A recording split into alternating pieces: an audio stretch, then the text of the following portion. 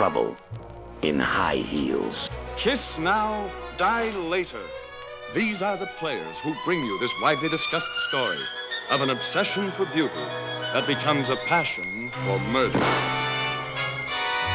Me? I was just another two-bit stiff wearing a two-bit suit.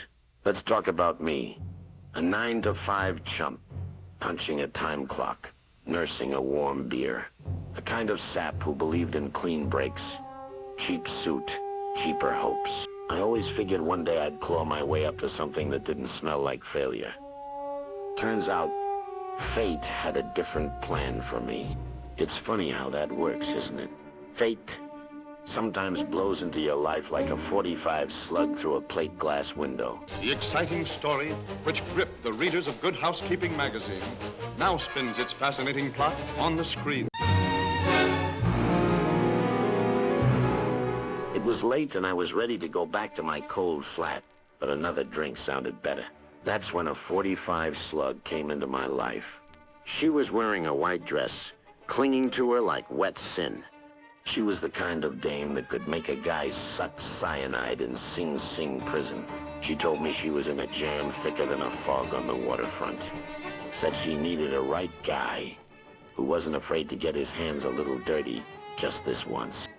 One look from those bedroom eyes and I was done. Hooked, cooked, and filleted. Every word was syrup laced with arsenic. And me? I was the chump who drank it all down in as for seconds. She spun her web so sweet and slow I never saw the fangs. I should have blown. I knew I should have blown, but I didn't. Instead, I leaned in and listened. There's to tell of those who can defy the rules of respectability and the hunted who must violate the law in order to live. Next thing I know, I'm holding a rod that ain't mine. Standing over a guy who's leaking tomorrow's newspaper headlines all over the carpet. She's halfway out the door, clutching the tape, telling me to move. At that point, I could have let her go. Could have called a copper and played the innocent. But I was gone, spellbound and stupid. Please, just listen. There's nothing to explain, sir. But we didn't mean any harm. She was poison. And loving her was like flirting with death. So here we are now, middle of nowhere. Long strip of blacktop and no refunds. Driving stolen wheels with a queen I've drawn from the bottom of the deck.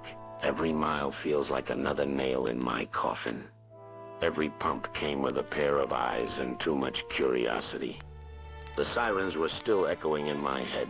She glances over, gives me that half smile that used to stop my heart. She says we're almost clear. Says we'll disappear down in Mexico. Says it will be easy living. I nod. I don't believe a word, because I finally see it clear. She didn't need me to save her. She needed a fall guide who'd ride along quiet while she burned the world down. And I signed up willingly and fell straight into her spider's web. Now the desert keeps rolling, car eating up highway. Every mile takes me further from the man I used to be. That was the last day I ever had a choice. Watch Kiss Now, Die Later, a LWR production. Written and directed by the same team behind Schoolgirl Witch. Coming soon to this theater